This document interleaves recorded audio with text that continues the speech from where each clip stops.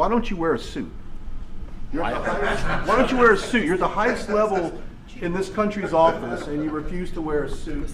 Just want to see if you do own a suit? That was Marjorie Taylor Greene's boyfriend, Brian Glenn, asking President Zelenskyy, who's in the middle of a war, why he doesn't wear a suit. This is maybe the most hilarious moment of what was a very tense meeting between our president and the president of Ukraine. Let's dive into Marjorie's boothing, embarrassing himself in front of everybody during what will maybe be known as one of the most important meetings of Trump's term, and then we'll look at the reaction online of people pointing out just how ridiculous this question is and the hypocrisy of calling not wearing a suit disrespectful when Zelenskyy is being trotted out in what is effectively a political firing range. If you're enjoying the coverage, make sure to like the video and double check that you're subscribed. The meeting between these foreign leaders has most of the American public feeling like the Ukrainian ambassador, hands in our heads, feeling embarrassed and ashamed that our president and vice president would trot out Zelenskyy in front of all of these cameras and try to force him to be thankful while they push for a surrender to Russia. And Zelenskyy, standing his ground and not being willing to back down and sell his country out, have these Republicans tied up in a not so tight even Trump's tiny little hands couldn't undo it. Check out this fish flake Lindsey Graham completely losing it over Zelenskyy. What I saw in the Oval Office was disrespectful,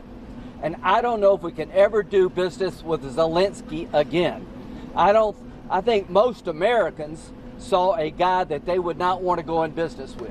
I don't know if these Republicans know, but we're not in business with Zelenskyy. He's at war, and we are an ally helping him fight against a brutal dictator. This isn't a real estate deal, it's an existential crisis for the sovereignty of Ukraine, and coming to a peace agreement for the sake of peace, even if it means conceding territory to Russia, will only be seen as a victory for Russia. Lindsey Graham wants to talk about disrespect, and so does JD Vance. Watch this clip of JD telling Zelenskyy that he's being disrespectful because he's doing this in front of the cameras, as if he's supposed to just sit there and take it. What do you mean?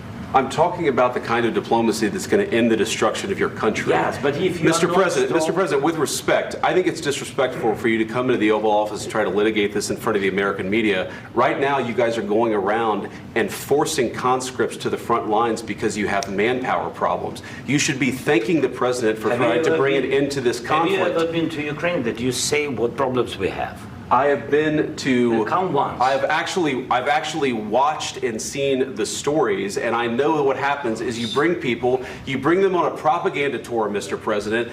Do you disagree that you've had problems bringing people into your military? And do you think that it's respectful to come to the Oval Office of the United States of America and attack the administration that is trying to prevent the destruction of your country? A lot of questions. Let's start from the beginning. Sure. First of all, during the war, everybody has problems, even you, but you have nice ocean and don't feel now, but you will feel it in the future. God bless. You don't know that. God bless. God bless. You will not have a war. Don't tell us. Zelenskyy got 2 words into his answer before getting interrupted by Trump, who doesn't like to hear that, yeah, he doesn't know what he's talking about. JD wants to point out forced conscription as if the United States doesn't itself have a draft, and during times of war, forces young men to go fight. The reason why Zelenskyy is not wearing a suit right now is because he's in the middle of a war. A lot of leaders during times of war don't wear normal suits. We'll get to that in a second. But the idea that Zelenskyy is the one being disrespectful for not letting them completely lambast him and that he needs to submit to Russia while thanking Trump is absolutely psychopathic. And the reason why JD Vance is so upset about it is because Zelenskyy is refusing to go through the same humiliation ritual that Vance had to go through. We all remember what you said about Donald Trump, Vance. You called him Hitler. You said that Trump voters are idiots and stupid. We have the receipts, JD, but here you are robotically defending Donald Trump because that's where your bread is buttered. We talked about this before with Marco Rubio being Secretary of State and being appointed to the head of USAID, because it's humiliating for him to have to do all of Trump's policies which he vehemently disagrees with. And while Rubio and Vance are cowards who bow down to fascism, Zelenskyy is standing up for his country and standing up for justice, and that pisses them off more than anything. I think this comment is spot on. Everybody knows what happened here. Trump can only exist around people he can casually humiliate, guys like JD and Rubio. He wanted to do a ritual humiliation of Zelenskyy and Ukraine, but Zelenskyy wouldn't accept that, and so Trump acted like a stung bitch. This guy has it 100% correct. Trump is a bully, and so he surrounds himself with weak men who are easy to bully. And the American people can see that, and so can some representatives. Here's Eric Swalwell. Absolute admiration for President Zelenskyy. The guy has balls. He went into the Oval Office and stood up to Russia's best negotiators. Zelenskyy thought his plane was landing in Washington, but it was actually landing in Moscow. And part of the little humiliation ritual that Trump wanted to pull on Zelenskyy was Marjorie Trader Gangrene's boyfriend here asking Zelenskyy why doesn't he have a suit. Listen to the disrespectful way he asks him this question too. The mocking, belittling tone that he takes, and the laughter that comes after the question. And my second question for President Zelenskyy. Do you ever, why don't you wear a suit? Why don't you wear a suit? You're at the highest level in this country's office and you refuse to wear a suit. Just want to see if you, do you own a suit? Yeah, you have problems. A lot of Americans have problems with you not respecting I don't the have dignity of such. this office.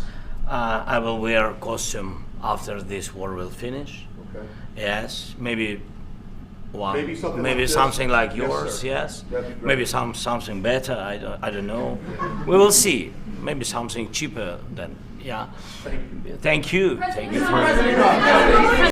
That's how you handle it, Zelenskyy. Oh, what, you have a problem with me? I'll wear your little costume when I'm done with this war. There's only one war hero in this room, and it's not Captain Bone Spurs or his sidekick, Mr. Couchfucker. Would hate to be the person who has to sit right here after JD Vance. I mean, what a stupid, disrespectful, dumb, waste of time question. Look at Marco Rubio's face during this whole exchange. He's an establishment Republican. He understands how stupid this whole pony show is, but of course he's gonna glaze his master Trump after this meeting and say he did such a good job. And it didn't take long for people to point out that other world leaders during times of war have come to the White House not wearing a suit. It would probably not go over well with the fighting citizens back at home to see you all dolled up in a suit schmoozing at the White House while they're bleeding on the battlefield. Wearing wartime clothes is an easy and effective way to show solidarity with the fighting public back at home. People are also pointing out the clear hypocrisy of whining like a little baby about Zelenskyy not wearing a suit when President Musk is walking all over the White House wearing a baseball cap and a meme t-shirt. You want to talk about disrespectful to the American people? Look at our president, dog. There is no image more disrespectful than this sack of hamburger buns sitting there looking like a frumpy dog while a billionaire parades his meat shield son around fielding questions about why it's okay he's firing government employees. And since this is the only thing that they care about, he's not doing it in a suit. I mean, if this image alone doesn't burn a hole of hatred in your heart, then who cares what anybody wears at this point? It's clear that we've lost all respect for the American people. Zelenskyy, for his part, ever the gentleman, says this: "Thank you, America. Thank you for your support. Thank you for this visit. Thank you, POTUS, Congress, and the American people. Ukraine needs just and lasting peace, and we are working exactly for that." I personally am 100% on Zelenskyy's side here, and I agree with this poster here. F JD Vance and Trump. That's the respect that they deserve. I'm Tony Hinderman with Really American, and I'll catch you next time.